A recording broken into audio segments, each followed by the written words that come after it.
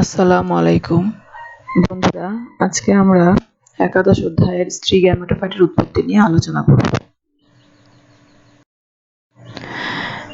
এখানে দেখো তোমরা, এটা হচ্ছে স্ত্রী রেণু মাতৃকোষ, যেটা ডিম্বকে থাকে।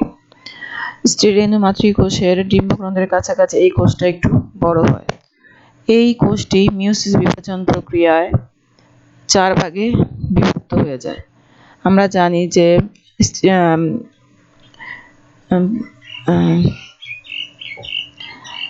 জনন কোষ সৃষ্টি হয় মিয়োসিস বিভাজন প্রক্রিয়ায়। আর মিয়োসিস বিভাজন প্রক্রিয়াটা তোমরা আগেই জানো যে এটার এই ক্রোমোজোমের ভিতরে যে এই নিউক্লিয়াসের ভিতরে যে ক্রোমোজোমগুলো, এগুলোর সংখ্যা থাকে ডিপ্লয়েড। আর মিয়োসিস বিভাজন প্রক্রিয়া যখন 4টি জনন কোষ তৈরি হয়, তখন তার ক্রোমোজোম সংখ্যা হয়ে যায় হ্যাপ্লয়েড। তাহলে এই 4টা যে আমরা কোষ দেখতে পাচ্ছি, এর ক্রোমোজোম সংখ্যা হবে হ্যাপ্লয়েড। এখন এদেরকে আমরা বলবো স্ত্রী রেণু মাতৃকোষ। আগেরটা ছিল শুধু স্ত্রী রেণু কোষ, আর এটা ছিল স্ত্রী রেণু মাতৃকোষ। আর এখানে দেখো মাতৃ কথাটা নাই, এখানে হচ্ছে স্ত্রী রেণু কোষ। তাহলে একটি স্ত্রী রেণু মাতৃকোষ থেকে মিয়োসিস বিভাজন প্রক্রিয়া 4টি স্ত্রী রেণু কোষ তৈরি হলো। এই 4টির মধ্যে প্রথম 3টি নষ্ট হয়ে যাবে, শেষের মানে নিচের যেটা সেটা এটা ভালো থাকবে, এবং এটা আস্তে আস্তে বড় হতে থাকবে, বড় হয়ে এই আকৃতি ধারণ করবে। এখন এই ক্রোমোজোমটি পরে আবার মাইটোসিস প্রক্রিয়ায় বিভাজিত হয়ে 2 ভাগে বিভক্ত হয়ে এই 2 মেরুতে চলে যাবে। 2 মেরুতে চলে যাবে, এটা পুনরায় বিভক্ত হয়ে শেষ পর্যন্ত 4টা আবারও বারবারই মাইটোসিস প্রক্রিয়ায় বিভাজিত হয়ে 4 ভাগে বিভক্ত 4 বার বিভাজিত হয়ে মোট 8টি নিউক্লিয়াসে রূপান্তরিত হবে। এই নিউক্লিয়াসগুলো 4টি করে 2 মেরুতে অবস্থান করবে। পরবর্তীতে এই 2 মেরু থেকে একটি নিউক্লিয়াস কেন্দ্রে চলে আসবে। আর এই উপরের দিকে যে 3টা নিউক্লিয়াস আছে, এদেরকে আমরা বলবো প্রতিপাদ কোষ। আর এই নিচের দিকে, এটা একটা ডিম্বকেন্দ্রের কাছাকাছি থাকবে এই অংশটা। এটা এই মাঝখানে যে বড় যে একটা কোষ দেখতে পাচ্ছি, এটাই হচ্ছে আমাদের স্ত্রী গ্যামেট বা স্ত্রী গ্যামেটোফাইট। আর এই স্ত্রী গ্যামেটোফাইটের 2 পাশে যে কোষ দুটো দেখতে পাচ্ছি, এদেরকে বলা হয় সাহায্যকারী বা সহকারী কোষ। এই দেখো, এই 3টা হচ্ছে প্রতিপাদ কোষ, আর এই যে মাঝখানের এই 2টা নিউক্লিয়াস, এদেরকে আমরা বলবো গৌণ নিউক্লিয়াস। আর এইটাই হচ্ছে ডিম্বাণু বা স্ত্রী গ্যামেটোফাইট, আর 2 পাশে আছে সহকারী কোষ। এভাবে স্ত্রী রেণু মাতৃকোষ থেকে প্রথমে মিয়োসিস বিভাজন প্রক্রিয়া 4 ভাগে বিভক্ত হয়ে হ্যাপ্লয়েড সংখ্যক ক্রোমোজোম বিশিষ্ট 4টা কোষ তৈরি হবে।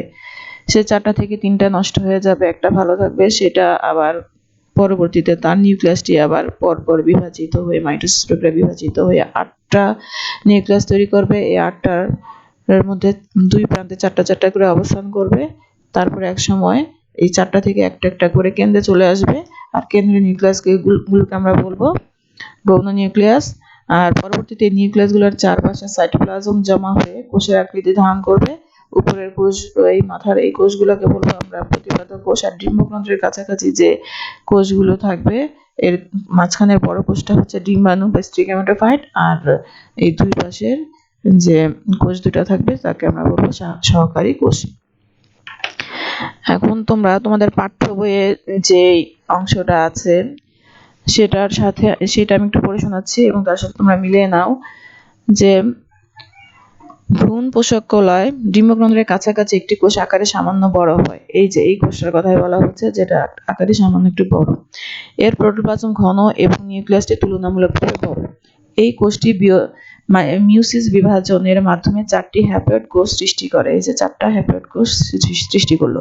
সর্বনিম্ন কোষটি ছাড়া বাকি 3টি কোষ নষ্ট হয়ে যায়। যে নিচের সর্বনিম্ন কোষটি ছাড়া বাকি 3টা কোষ নষ্ট হয়ে গেল। সর্বনিম্ন এই বড় কোষটি বৃদ্ধি পেয়ে ক্রমশ ভ্রূণথলিতে রূপান্তরিত হয়। এই কোষটা এই যে এটাই বড় হয়ে এই যে এখন যেটা তৈরি হচ্ছে, তাকে আমরা বলবো ভ্রূণথলি। এই কোষটির নিউক্লিয়াস হ্যাপ্লয়েড সংখ্যক। এটার নিউক্লিয়াসগুলো হবে, নিউক্লিয়াসের যে ক্রোমোজোম, সেই ক্রোমোজোমের সংখ্যা হবে হ্যাপ্লয়েড। এই নিউক্লিয়াসটি বিভক্ত হয়ে 2টি নিউক্লিয়াসে রূপান্তরিত হলো। এই যে এই নিউক্লিয়াসটা বিভক্ত হয়ে এখন যে বিভাজনগুলো হবে সেগুলো সব মাইটোসিস। এই মাইটোসিস প্রক্রিয়ায় বিভাজিত হয়ে দুটি নিউক্লিয়াসে রূপান্তরিত হয়। এই নিউক্লিয়াস দুটি ভ্রূণথলির দুই মেরুতে অবস্থান করে, যে দুই মেরুতে। এবার এই দুটি নিউক্লিয়াস প্রতিটি পরপর দুবার বিভক্ত হয়ে চারটি নিউক্লিয়াসে রূপান্তরিত হয়েছে। পরপর বিভক্ত হয়ে যে চারটা নিউক্লিয়াসে রূপান্তরিত হলো। এর পরবর্তী ধাপে দুই মেরু থেকে একটি করে নিউক্লিয়াস ভ্রূণথলির কেন্দ্রস্থলে এসে পরস্পরের সাথে মিলিত হবে। এই যে দুই মেরু থেকে কেন্দ্রস্থলে এসে পরস্পরের সাথে মিলিত হলো। এদেরকে মিলিত হলে এরা ছিল হ্যাপ্লয়েড। হ্যাপ্লয়েড এখন হয়ে যাবে, এই গৌণ নিউক্লিয়াসটা হয়ে যাবে ডিপ্লয়েড। আচ্ছা, এই দুই মেরুর নিউক্লিয়াসগুলো সামান্য সাইটোপ্লাজম সহকারে কোষের সৃষ্টি করে। ডিম্বকরন্ধ্রের দিকের কোষ তিনটিকে গর্ভযন্ত্র বলা হয়। এটা হলো ডিম্বকরন্ধ্রর এই জায়গাটা, আর এখানে যে কোষগুলো এগুলোকে একসাথে বলা হয় গর্ভযন্ত্র। এর মাঝের কোষটি বড়, এই যে মাঝখানের এই কোষটা আমরা দেখতে পাচ্ছি বড়, একে ডিম্বাণু, এবং অন্য কোষগুলোকে বলা হয় সহকারী কোষ। গর্ভযন্ত্রের বিপরীত দিকের কোষ তিনটিকে প্রতিপাদক কোষ বলে। এই যে বিপরীত দিকের কোষগুলোকে প্রতিপাদক কোষ বলে। এবার ভ্রূণথলি গঠন প্রক্রিয়া শেষ হয়, আর আমরা দেখলাম এই হলো আমাদের স্ত্রী গ্যামেটোফাইট।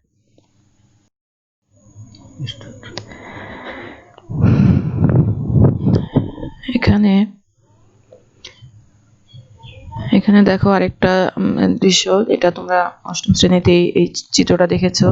এটা একটা স্ত্রীকেশর আর স্ত্রীস্তবক। এখানে অনেকগুলো পরাগায়নের ফলে অনেকগুলো পরাগরেণু এসে স্ত্রী গর্ভমুণ্ডে স্থানান্তরিত হয়েছে। তো একটা পরাগরেণু দেখো পরাগনালিকা তৈরি করেছে। এখানে এই যে পরাগনালীটা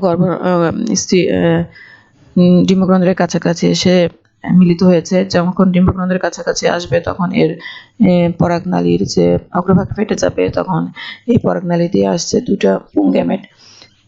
এই পুংগ্যামেট দুটি তখন এই ভ্রূণথলিতে প্রবেশ করে এই যে নিচের যে বড় যেটা হচ্ছে আমরা বলছি স্ত্রী গ্যামেট, সেই স্ত্রী গ্যামেটের সাথে এই পুংগ্যামেট মিলিত হয়ে নিষেক সম্পন্ন করবে, আর অপর যে পুংগ্যামেটটি আছে এটি গৌণ নিউক্লিয়াসের সাথে মিলিত হবে। এটা তোমরা আগেই জেনেছো।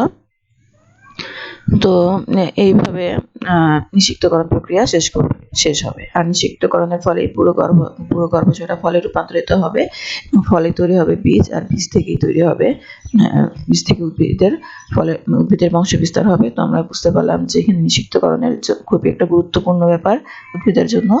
আর এই নিষিক্তকরণের জন্য প্রয়োজনীয় যে স্ত্রী গ্যামেট এবং পুংগ্যামেটোফাইটের উৎপত্তি নিয়ে আমরা গত ক্লাসে আমরা পুংগ্যামেটোফাইটের উৎপত্তি নিয়ে আলোচনা করেছি। আজকে আমরা স্ত্রী গ্যামেটোফাইটের উৎপত্তি নিয়ে আলোচনা করলাম এবং দেখলাম যে কিভাবে স্ত্রী গ্যামেটোফাইট আর পুংগ্যামেটোফাইট মিলিত হয়ে নিষিক্তকরণ সম্পন্ন করছে। আর এখানে যে ভ্রূণথলিটা দেখা যাচ্ছে, আর এই যে উপরে তিনটা এগুলো প্রতিপাদক কোষ, আর এগুলো হচ্ছে গৌণ নিউক্লিয়াস, আর এই যে দুইটা সাহায্যকারী কোষ, আর এই হলো ডিম্বাণু, আর এটা হলো পুরো ডিম্বকের গঠন। তো এখন আমরা তাহলে আজকে এই পর্যন্তই। শিক্ষার্থীরা ভালো থাকবে। বিদায়।